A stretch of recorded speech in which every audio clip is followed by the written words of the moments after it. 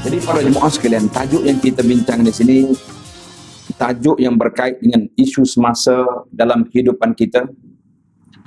Mudah-mudahan ia menjadi suatu muhasabah kepada kita sebelum kita dihisab di hadapan Allah Azza wa Jalla.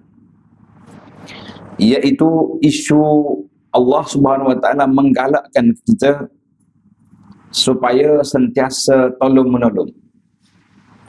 Al-muasah, menjiwai kesusahan orang yang susah. Bagi ini kita tengok ayat 130 surah Ali Imran. Surah Ali Imran ayat 130.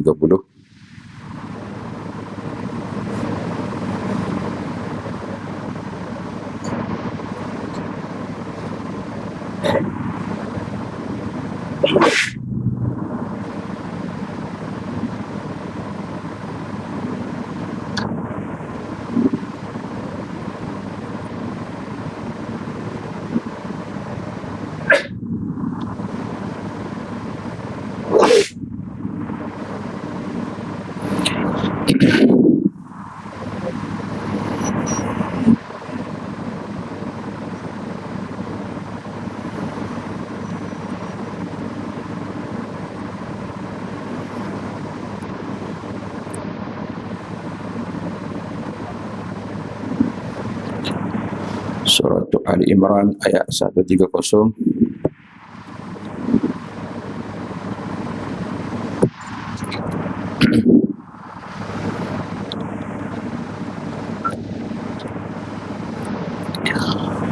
Bismillahirrahmanirrahim.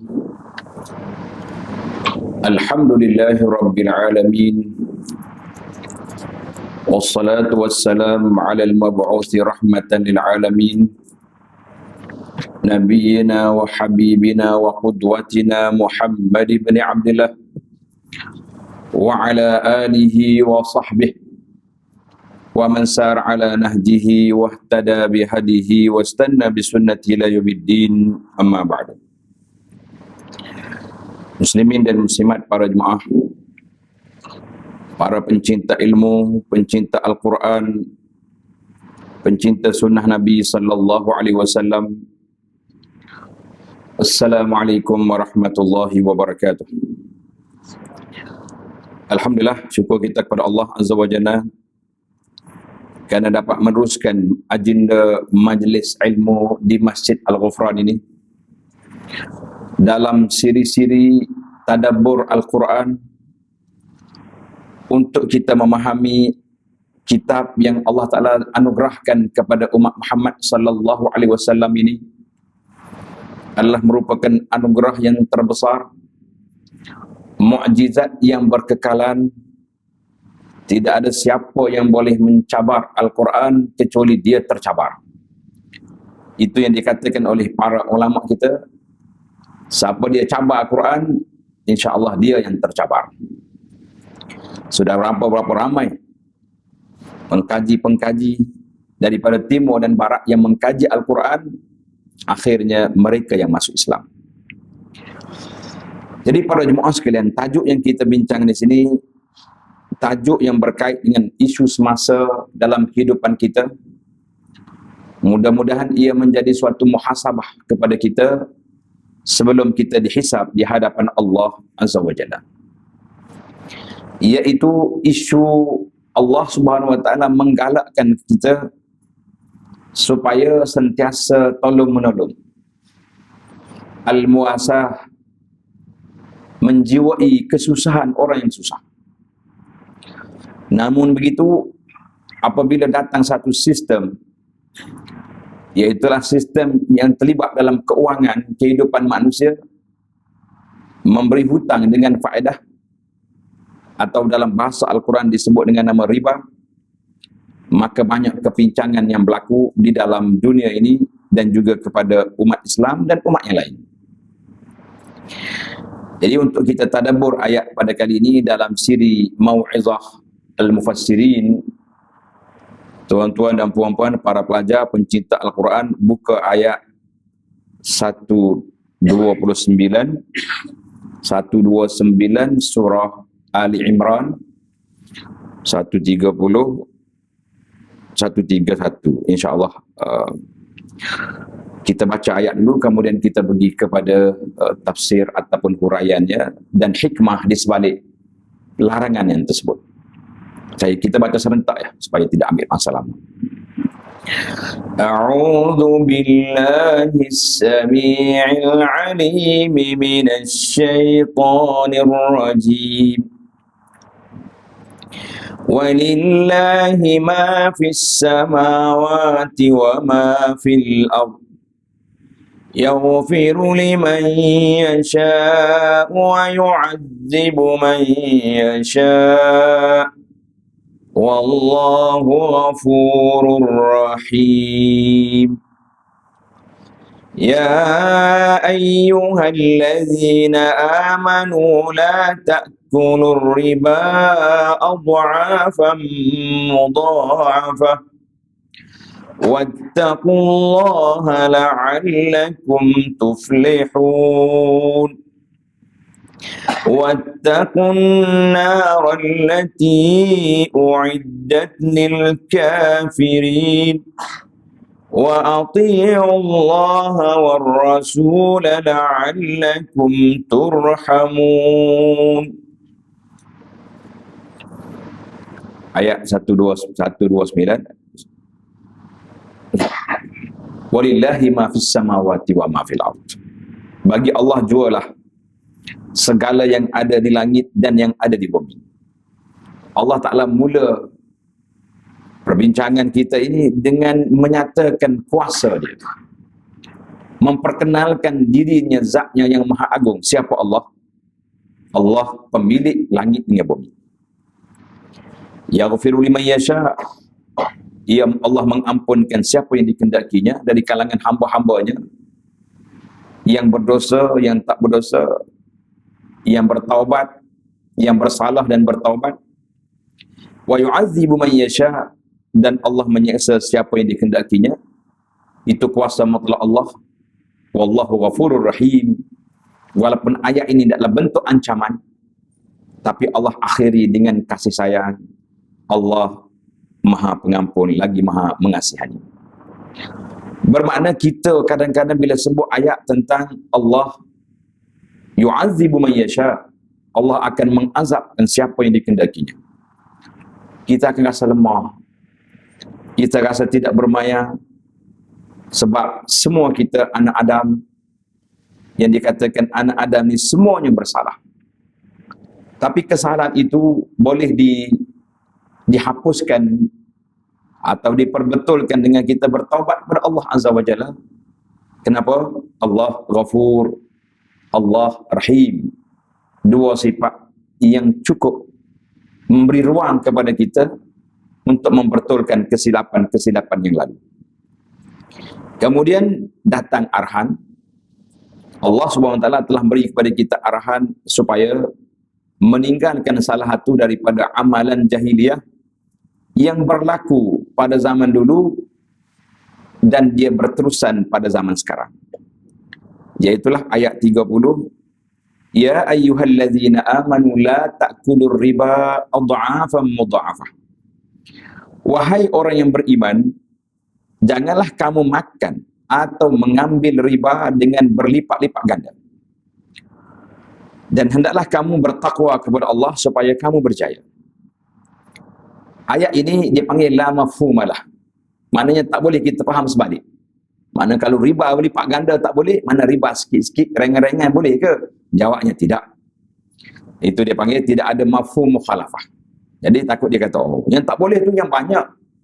Mungkin 20% tak boleh. Kalau setakat 5, 10, okey. La. Itu dia panggil tidak ada kepahaman di sebalik.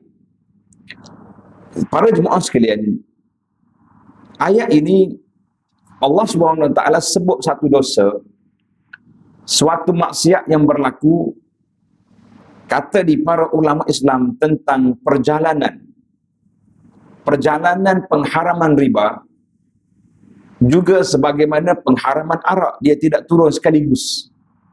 Sebab arak di antara minuman rasmi golongan jahiliyah yang memang sukar untuk mereka nak tinggalkan dengan kun fayakun. Sekarang haram, tinggal terus. Sukar. Allah SWT beri satu didikan. Langkah yang pertama, ada baik, ada buruk. Langkah yang kedua, jauhkan ketika nak solat. Langkah yang ketiga, baru diharamkan. Masalah riba, mengikut dalam sejarah dunia ini, tahrimur riba, pengharamannya awal. Fil ahdil Makki, waktu di Mekah sudah ada ayat. Tuan-tuan tanda sedikit, dia panggil kronologi pengharaman. Ayat surah Ar-Rum ayat 39, wa ma ataitum min riban liyarbu fi amwalin nas fala yarbu indallah. Wa ma ataitum min zakatin turiduna wajhallah fa ulaika humul mud'ifun. Mana apa-apa yang kamu jadi ambil riba supaya kamu mendapat pulangan yang lebih daripada harta manusia, la yarbu indallah, mana tidak ada keuntungan di sisi Allah Azza wa Jalla.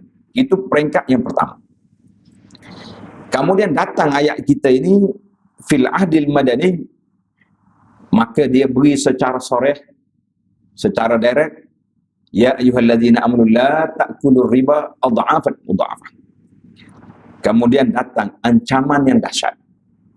Setelah diberi peringatan, setelah diberi amaran, maka ayat Al-Baqarah bermula daripada ayat 278 sehingga ayat 279, ya ayyuhalladzina amanu taqullah wa zaru ma baqiya minar riba in kuntum mu'minin. Para jemaah sekalian, buka ayat ni sebab kita mesti tadabbur ayat ni mengikut perkata. Kita nak tengok bagaimana Allah Subhanahu wa taala turunkan ayat dalam pengharaman satu perkara. Dia ayat ini hukum sekaligus mendidik. Dia tidak hukum begitu keras, tanpa didikan, tanpa tarbiyah. Itu gaya Allah Subhanahu wa taala menyayangi hamba-hamba dia. Yang pertama sekali, ayat Al-Baqarah 278, Allah mula dengan ya ayyuhallazina amanu, wahai orang yang beriman. Kata di Sayyidina Abdullah bin Mas'ud radhiyallahu anhu wa an jami'is sahabah, dia kata kalau kamu dengar dalam Quran Allah kata ya ayyuhallazina amanu, wahai orang beriman, buka telinga, celik mata, lapangkan dada, kerana di sana akan adanya arahan yang mesti kamu patuhi, ikut, atau larangan yang mesti kamu tinggalkan. Kita dalam dunia ni dua saja, sama ada arahan atau larangan. Maka setiap arahan mesti dipatuhi, setiap larangan mesti ditinggalkan. Tapi gaya bahasa Allah Ta'ala gunakan, ya ayyuhalladzina amanu, wahai orang yang beriman. Artinya kalau kamu benar-benar beriman, bukalah hati kamu, buka mata, buka dada. Yang kedua, ittaqullah, hendaklah kamu takut kepada Allah Azza wa Jalla. Belum lagi datang pengharaman. Dicuit kita kali yang kedua, kalau kamu beriman, bertakwa kepada Allah Azza wa Jalla. Kemudian baru datang ayat wazaru ma baqiya minar riba, tinggalkan saki-baki riba yang masih ada dalam akaun-akaun, yang masih ada lagi dalam perjanjian-perjanjian lama. Mungkin sebelum kamu masuk Islam dulu kamu dah buat, mungkin zaman jahiliah dulu kamu lakukan. Untuk kita yang sudah Islam, yang sudah beriman ini, mungkin di zaman kita belum belajar dulu, kita terjebak dengan perangkap-perangkap maut daripada sistem-sistem keuangan yang berteraskan kepada riba. Maka Allah kata wazaru, tinggalkan. Ditutup ayat ini dengan satu sentap yang cukup berat, in kuntum mu'minin, kalau benar-benar kamu beriman. Maknanya kalau kamu iman kamu belum kuat, iman kamu belum mantap, pasti kamu tidak akan peduli dengan arahan ini. Ini para jemaah satu ayat yang penting. Kenapa?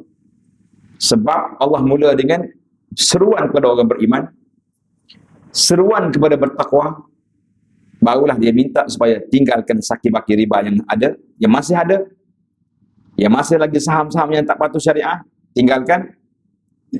Maka disentak kita dengan in kuntum mu'minin, kalau kamu benar-benar beriman, iman terpasak dalam hati kamu, ubahlah. Kemudian ayat 279, ayat ini ayat peristiharan perang yang cukup berat. Fa illam taf'alu, Allah kata fa illam taf'alu, kalau kamu tak nak juga, masih berdegil juga, masih lagi tak hirau, fa'zanu biharbin minallahi wa rasulihi, kamu istihalah peperangan dengan Allah dengan Rasul. Tuan-tuan dan puan-puan, para ahli tadabbur, pencinta Al-Quran, tidak ada ayat Allah ajak berperang dengan Allah dengan Rasul kecuali dalam isu riba. Orang tak salat dia tak ajak berperang macam ni.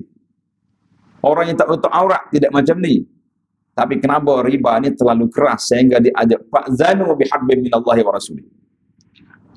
Dan kata Sayyidina Abdullah bin Abbas radhiyallahu anhuma, seorang pakar dalam bidang tafsir Habrul Ummah wa Turjumanul Quran, Ibnu Abbas, dia kata apa? Siapa tak mau berhenti dengan riba, siaplah pedang, siapkan senjata untuk dia bertempur, berperang dengan Allah dengan Rasul di akhirat. Allahu Akbar. Baik. Allah yang maha adil. Kesalahan yang lalu tidak menyebabkan kita kerugian yang berterusan. Maka Allah kata, wa in tubtum, sekiranya kamu sudah bertaubat, sekiranya kamu nak betulkan balik channel perjalanan hidup kamu, falakum ru'usu amwalikum, bagi kamu kepala modal asal. Mana kita melabur dalam saham ni 1 juta contohnya. Sekarang ni dia sudah naik 1,200,000 hasil daripada keuntungan muamalah dengan riba. Maka kamu boleh ambil 1 juta yang asal, modal kamu boleh ambil 200,000 hasil daripada pulangan daripada riba itu tidak boleh digunakan, tidak boleh menjadi milik kita kerana dia bukan milik kita. Oh, habis kita nak buat apa? Kita serahlah kepada Baitul Mal. Mereka akan gunakan saluran-saluran untuk kegunaan awam, kegunaan umum yang diputuskan oleh pihak Majlis Fatwa mengikut pandangan para fuqaha Islam. Maka Allah kata apa? La tazlimuna wa la tuzlamun. Kamu jangan zalim orang dan jangan juga, kamu juga tidak dizalim. Maknanya modal kita tak kehilangan, modal kita tidak rugi, tetapi yang ruginya iaitulah hasil daripada riba yang tidak diiktiraf oleh syariat, itu yang dikatakan rugi. Ini kronologi pengharaman yang penuh dengan rahmat dan kasih sayang daripada Allah Azza wa Jalla. Maka kita tahu peringkat yang pertama surah Ar-Rum ayat 39, kemudian datang pula Ali Imran 130, datang pula Al-Baqarah 278, 279, ini kata putus. Kalau masih tak mau berhenti juga, istihalah peperangan dengan Allah dengan Rasul. Dalam ayat yang saya mula tadi, saya minta maaf lah, kita sepatutnya kena turun naik ayat sebab susunan dia itu mengikut kronologi. Maka Allah Ta'ala sebut di akhir ayat Ali Imran yang kita baca awal tadi, ya ayyuhalladzi, ayat 131, wattaqun naral lati uiddat lil kafirin. Dalam ayat ini Allah istihar perang. Dalam Ali Imran Allah kata apa? Wattaqun naral lati uiddat lil kafirin. Adalah kamu takut, jauhkan diri kamu daripada api neraka yang disediakan bagi orang-orang yang kafir, orang yang degil, orang yang kerah kepala, orang yang tidak mau bertaubat daripada dosa-dosa riba yang telah diharamkan oleh Allah Azza wa Jalla. Baik, secara ringkas, kita tidak akan masuk pada detail. Cuma tajuk kita ini lebih kepada motivasi diri, muhasabah sebelum kita dihisab di hadapan Allah Azza wa Jalla. Kita masuk kepada Mau'izatul Mufassirin, ambil daripada tafsir Al-Allamah At-Tahir Ibnu Ashur rahimahullahu ta'ala, seorang ulama. Dia kata dalam kitab dia, Tahir Ibn Ashur ni kitab dia yang menarik, cuma besar kitab dia, namanya At-Tahrir wa Tanwir. At-Tahrir wa Tanwir. Dia kata ayat ini, ayat riba ini, hikmatu tahrimir riba. Apakah hikmat pengharaman riba? Setiap syariat kita ada dua. Kalau yang diarahkan, yang diperintahkan, kenapa disuruh kita buat? Ataupun pengharaman, kenapa diharamkan? Untuk para jemaah mungkin ada yang berminat nak mencari hikmah di sebalik pensyariatan atau pelarangan. Ada sebuah buku yang saya terjemahkan, diterbit oleh Telaga Biru. Buku ni nama dia Keindahan Islam. Keindahan Islam. Dalam kitab ni kita dah bawa beberapa tajuk daripada awal lagi lah, daripada akidahnya, tauhid, salat, rukun Islam yang 5, dan juga dari sudut akhlak, kenapa dibenarkan, kenapa diharamkan. Adalah sekurang-kurangnya, walaupun tidak semua, tidak keseluruhan, tapi ada sebahagian besar dalam syariat ini terjawab dari sudut kenapa. Nama buku dia Keindahan Islam. Keindahan Islam. Baik. Kata Syekh At-Tahir rahimahullah, wa hikmatu tahrimir riba. Hikmat Allah Ta'ala haramkan riba itu kenapa? Hiya qasdu syariati, tujuan syariat nak meletakkan di atas bahu umat ini suatu sifat dia panggil muasah. Sifat tolong-menolong, sifat bertimbang rasa, sifat kasih sayang daripada orang-orang yang berada, orang yang kaya kepada orang yang berhajat. Kita ada duit, ada jiran tetangga kita, ahli masyarakat kita, orang yang memerlukan keuangan tapi dia tak ada sumber. Maka di sana Allah Ta'ala syariatkan satu pensyariatan, nama dia Al-Qardul Hasan, sistem berhutang. Dibenarkan berhutang. Mana kata bila berhutang, hutang ni kena bayar balik, itu je. Hutang 1,000, bayar 1,000. Tak boleh ke kalau kita hutang 1,000 bayar 1,050? Jawabnya tidak. Bahkan apa saja pinjaman yang menarik pulangan faedah, maka itu dikira riba. Dalam kaedah mengatakan kullu qardin jarra naf'an fahuwa riba. Setiap hutang yang memberi pulangan kepada tuan hutangnya, maka itu dia telah dilarang kerana dia termasuk dalam riba. Ahli fiqh kata, kita bagi pinjam pada orang satu benda lah, apa benda saja, motosikal kata kita bagi pinjam. Tapi kita syarat dia, nak hantar motor aku ni kena bawa buah durian ke buah apa-apa, itu pun sudah dikira jarra naf'an. Oi, payah macam ni. Nah, tetapi kalau orang tu sudah dipinjam, dia sendiri bawa tanpa perjanjian, itu dibenarkan. Penuh dalam motor, kebetulan orang kampung kan. Pinjam, mari aku pinjam motor kau nak ambil durian, balik-balik durian penuh. Bismillah, tidak jadi masalah. Tapi syarat tidak boleh. Itu kaedah. Kita kadang-kadang main-main dah. Anak pinjam boleh. Jangan lupa bawa. Nah. Kalau habis minyak kereta tu sudah isi lah. Dia yang guna, dia guna. Kenapa pula kita nak isi? Ataupun kalau payah kita guna ijar, sewa, lagi senang. Kita tetapkan harga. Mu nak pinjam 2 jam, RM20. Itu lain. Baik. Maknanya dilahirkan dalam sistem dunia Islam ni Al-Qardul Hasan, pinjaman tanpa faedah. Ataupun kalau kita rasa orang ni macam liar lah sikit nak bayar-bayar ni. Dia ni pinjam pandai. Kata orang waktu nak meminjam, lembut gigi dari lidah. Oh, waktu nak bayar jangan main. Istighar perang dengan kita, bukan perang. Nah, nak cari dia tak jumpa, nombor telefon kita berkena blok dah kat dia. Bukan nak bayar. Maka satu sistem lagi, supaya harta kita tidak hilang begitu saja, maka diberinya sistem gadaian. Farihanun maqbudah. Jadi Allah kata, kita benarkan ambil gadaian. Mu nak pinjam, nak hutang boleh, tapi mai gadaian tak semua. Tetaplah apa-apa saja yang setimpal dengan kadar pinjaman yang dia pinjam, maka kita kata itu dibenarkan. Baik. Jadi di sini ulama kita berbeza sedikit tentang mana lebih baik kita sedekah dengan kita beri hutang. Mana baik? Ramai yang mengatakan al-qardu martabatun duna sadaqah.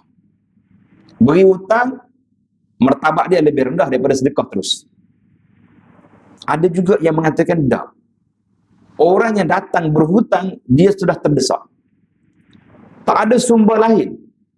Tak ada jalan yang dia boleh menyelamatkan diri dia, nak beli ubat ke, nak apa saja keperluan dia ni, kecuali melalui hutang. Mana orang yang sanggup beri hutang kepada orang yang terdesak, lebih baik daripada sedekah.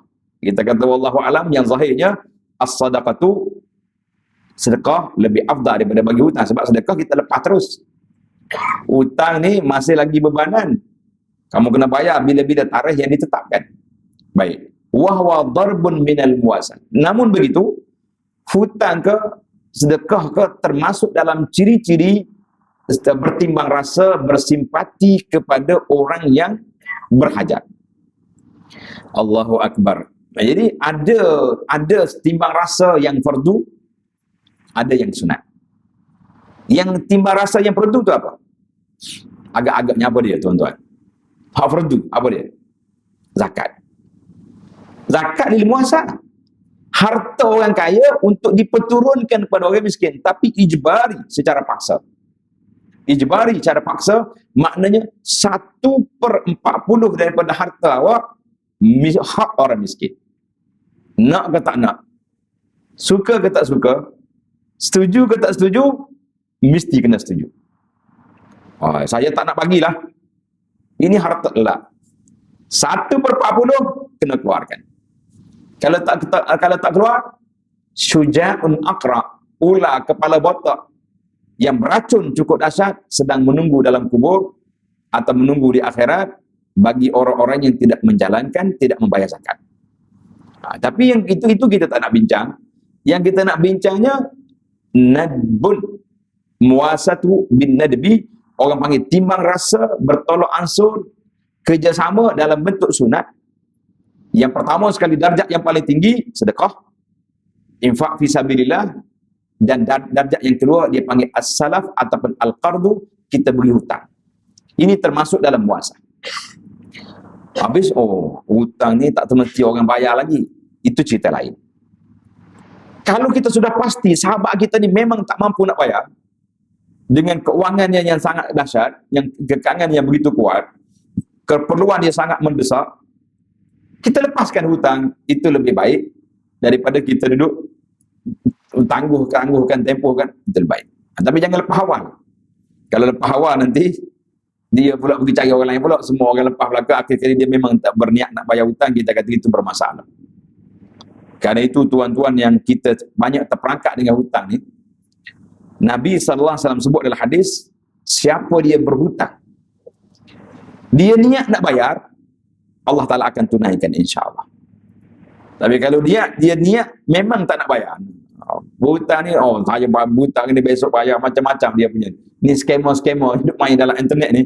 Dahsyat. Dia tukar gambar orang. Gambar saya berapa kali dah kena. Kawan-kawan hantar, ustaz, ada masalah apa? Ada masalah apa ni? Duk minta duit dengan orang ni. Kata masalah penipu, itu tak ada masalah. Masalah skema dia tipu. Tak ada, kita tak ada masalah. Alhamdulillah hidup sihat walafiat. Kalau kita betul-betul terdesak, takkanlah kita nak buat nak iklan sampai begitu sekali, tak, kecuali dalam keadaan yang suasana yang lain. Orang mari. Maka sesiapa yang sanggup untuk mengeluarkan hartanya, sama ada sedekah atau beri hutang kepada orang, hurrima alaihi, haram ke atasnya menuntut ganti rugi, menuntut faedah, tidak boleh. Wa kadzalikal ma'ruf, demikianlah semua perkara-perkara kebajikan, semua perkara-perkara yang baik, tidak boleh kita minta balasan, tak boleh. Boleh buat contoh ke tidak? Payah kalau nak tak faham macam ni. Saya kata mudah ya contoh ya. Tapi tuan-tuan buka sikit dada, lapangkan sedikit pemikiran. Ayat yang dibaca oleh imam kita pagi Jumaat. Innama nut'imukum, ingat belakang dah surah tu. Liwajhillah. Lagi? La nuridu minkum jaza'an wala syukura. Sesungguhnya kami beri kepada kamu, beri makan kepada kamu liwajhillah. Kami tak minta balasan, tak minta terima kasih. Itu asal. Tapi dalam budaya kita jangan main. Kalau kita panggil orang makan, berapa kerja dia kena buat? Saya tak tahu budaya masyarakat di sini. Ada setengah kampung kalau saya pergi kadang-kadang nak sampai ke menu makanan 4 hijau dulu. Macam mana? Mula-mula sampai sejadah dah sejadah. Ustaz, solat hajat dulu. Bayar hajat. Ingat lepas bayar hajat ni dapat dah. Boleh makan. Kita dah lapar ni. Keluar baby pula dah. Tahniah. 2 kerja pula. Ada orang sakit Ustaz minta tolong air tawar sekali lagi. Jampi air pula. Macam-macam dia punya arahan nak dapat ke makanan. Tuan-tuan kena ingat, saya tak kata salah, tidak menyalahkan. Tapi darjat innama nut'imukum liwajhillah itu sudah lari daripada channel. Karena itulah kata sebahagian ulama tafsir, bukan semua, dia mengatakan siapa dia beri makan kepada orang, dia minta seorang itu, doakan saya ya, doakan saya, itu pun minta balasan. Banyaklah kita minta balasan kalau macam ni. Kata dia tahib wa kazalikal ma'ruf kullu, semua kebaikan yang kita buat pada orang kita payah minta. Dia sebenarnya dalam sunnah Nabi SAW sudah ada. Man akala ta'aman, siapa dia makan makanan di rumah orang atau orang beri makanan kepada kita, kita yang doa kepada dia. Tak perlu tuan rumah suruh. Tak perlu tunggu tuan rumah kata doakan. Kita sendiri selepas kita makan, ya Allah, Allahumma barik lahum fima razaqtahum, ya Allah berkatilah tuan rumah ni, berkatilah rezeki mereka, luaskanlah rezeki dia, berkat. Kita yang doa. Tapi oleh kerana masyarakat kita ni tidak pandai dalam sunnah bab makanan ni, dia pandai sunnah belum makan ya, lepas makan balik ya. Yang dia tahunya jangan lupa panggil pula itu je. Maka terpaksalah tuan rumah meminta supaya dia tidak kehilangan peluang untuk didoakan oleh sahabat-sahabat yang datang. Tapi darjat yang tinggi, first class punya it'am, kita tak minta apa-apa. Orang doakan alhamdulillah, ataupun kalau kita nampak susah sangat, kita buat banner. Saya selalu cadangkan kepada sahabat-sahabat yang buat kenduri, walimah contohnya, walimatul urus, kahwin anak, kita buat banner besar dekat pintu. Yang pertama sekali, doa kepada pengantin. Doa kepada pengantin, barakallahu lakuma. Setiap orang mari, dapat rombongan, DJ kena cakap, tuan-tuan jangan lupa baca doa selamat datang itu, ucapan daripada pengantin yang tertulis di banner, baca. Nak balik keluar dewan, doa kepada tuan makanan. Kita kata kalau inilah dibudayakan dalam masyarakat, 1000 orang yang datang mari ke kenduri kahwin anak kita, 1000 orang mendoakan keberkatan. InsyaAllah dalam 1000, kalau ada 2 orang yang mustajab doa, bahagia anak kita sampai ke syurga, insyaAllah.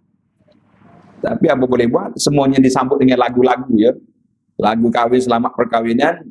Yang tua pun semangat juga. Mari pula zaman TikTok hari ni lompat habis. Yang tua, yang muda habis lompat. Nak kata apa ni? Semalam saya pergi sebuah masjid, pengurusi masjid kata teruk, Ustaz, geruk masjid telah dimasukkan oleh warna-warni PRU ni. Saya kata, saya cadangkan kepada admin masjid, tulis itu oleh kerana waktu-waktu ni waktu gawat, kita blok dulu dia punya share, hanya admin masjid saja yang boleh share untuk mengharmonikan masyarakat. Balik pula kepada kita. Masyarakat jahiliah dan juga masyarakat yang dulu, mereka telah menggunakan sistem ahlum dan sistem riba. Ahlum dah ada zaman tu? Ya, ahlum dah ada. Mana cerita? Tuan-tuan dengar cerita baru kita rasa dekat dengan perbincangan kita ini, insya-Allah. Sewaktu Abu Sufyan bawa balik barang-barang dagangan daripada Syam, nak balik ke Mekah, dia akan lalu ke Madinah. Madinah ni, musuh besar mereka berada di Madinah. Bagi dia lah, Nabi SAW dengan para muhajirin yang telah dirampas harta di Mekah. Maka, Abu Sufyan hantar Damdam pergi ke Mekah, maklumkan kepada Abu Jahal, siapa nak barang-barang dia selamat, hantar mari bantuan ketenteraan untuk mengawal. Jadi Abu Jahal isytihar, tuan-tuan barang, ahli-ahli korporat yang ada kepentingan dalam barang dagangan ini, hantar wakil, hantar keluar cepat. Abu Lahab, mendiang Abu Lahab, tokoh besar, dia takut nak pergi lawan Nabi. Dia kata dia kalau pergi lawan Nabi, dia mati. Dia tahu, dia kena anak saudara dia, bukan main-main. Habis, dia pergi cari orang hutang dia. Hutangmu cukup tak ada? Cukup dah. Mana bayar? Tak ada. Siap, bawa senjata. Pergi ikut Abu Jahal, ganti aku. betul-betul sistem ahlun yang digunakan sekarang. Ahlun ni tak boleh, kalau tak boleh bayar hutang, anak diambil, barang-barang kita dia rampas, ataupun kena ada orang yang kena rantai, macam-macam dia punya. Saya kata sistem ahlun zaman dulu, ahlun zaman kita ni lebih kurang je. Abu Lahab seorang-seorang yang orang tak boleh bayar hutang, dia hantar pergi ikut Abu Jahal. Habis sistem riba memang berlaku di zaman dia panggil riba al-jahiliyah. Riba jahiliyah ni kalau orang bayar hutang tak boleh bayar, lagi naik dia punya interest, dia punya riba lagi naik. Maka kerana itulah para jemaah sekalian, apabila datangnya Islam, datangnya rahmatan lil alamin, agama yang penuh dengan rahmat, maka Allah SWT telah mengharamkan riba dan mengekalkan sistem hutang boleh dibenarkan, ad-dain dibenarkan. Idza tadayantum bidainin ila ajalin faktubuh. Allah Taala sebut di akhir Baqarah tu, apabila kamu berhutang, tulis. Maka ketika itulah kita tengok betapa besarnya pengharaman riba ni. Allah tengok kepada hakikat riba itu sendiri adalah satu sistem yang zalim. Kita tak boleh tengok kepada hakikat orang. Macam kita kata sekarang ni, kalau tak ada riba, macam mana bank nak hidup? Macam mana perniagaan nak berjalan? Macam mana? Kita mengatakan Allah tak tengok kepada beberapa individu, yang dia tengok kepada kelompok kepentingan yang ada dalam kehidupan masyarakat ini, iaitulah kepentingan tolong-menolong. Maka kalau semua tak boleh butang, tak boleh ambil keuntungan, macam mana kita nak? Jawabnya, di sana ada sistem mudharabah. Adanya sistem-sistem dalam Islam yang boleh kita tukar, kita modify daripada sistem riba al-jahiliyah itu kepada sistem yang diterima oleh Allah Azza wa Jalla, yang mengajak kepada kita supaya ada ruang yang lain yang boleh diterima. Tapi itulah yang kita bimbang hari ini para jemaah sekalian. Manusia ni apabila dia terikut peraturan Allah Azza wa Jalla, maka datanglah banyak perkara yang akan memberi kepincangan dalam masyarakat. Itu yang pertama. Maknanya mari sistem riba, terhapusnya sistem al-muasah. Yang kedua, kita ringkaskan tajuk. Yang kedua, apakah maqasid?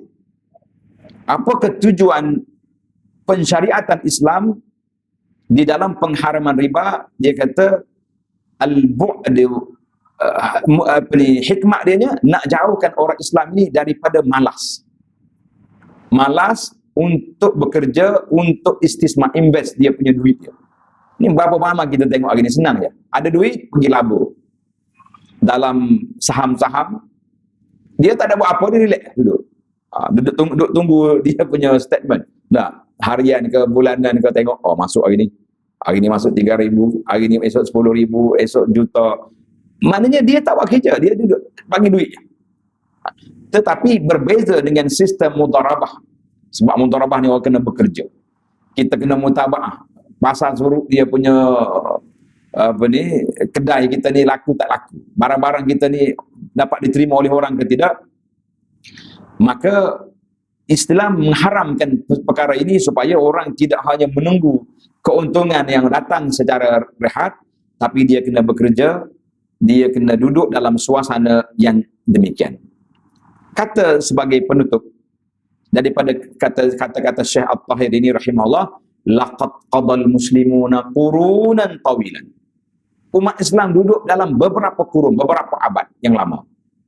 Lam yarau, tidak ada dalam sistem mereka berhajat kepada berinteraksi dengan riba. Tak ada. Zaman Nabi dihapuskan total, riba sudah hapus. Bahkan Rasulullah SAW di saat akhir Nabi nak wafat, ketika khutbah Hajjatul Wada, tuan-tuan boleh tengok khutbah Nabi terakhir di Arafah, Nabi kata, inna ribal jahiliyati mawdu'. Riba yang diamalkan dalam jahiliyah semuanya dihapuskan. Dan riba yang pertama aku hapuskan, riba Ammi Al-Abbas. Kebetulan pak saudara dia ada terlibat, maka Nabi kata, aku batalkan yang pertama sekali yang terlibat dengan pakcik aku. Itu dia panggil ilmu dari sudut psikologi dakwah. Kalau kita nak guna, kita nak larang, kita kena larang larang keluarga kita, larang orang dekat dulu, baru orang lain kata, tu ni kalau kita larang orang lain, Dia kata pakcik dia pun suruh orang lain solat Jumaat, dia keluarga dia tak pergi. Suruh orang lain tutup aurat, bini pun berjambul, kita kata siapa nak ikut kita. Maka Nabi SAW telah menggunakan pendekatan psikologi. Dia larang yang abah dulu, pakcik dia, barulah diikuti dengan orang lain.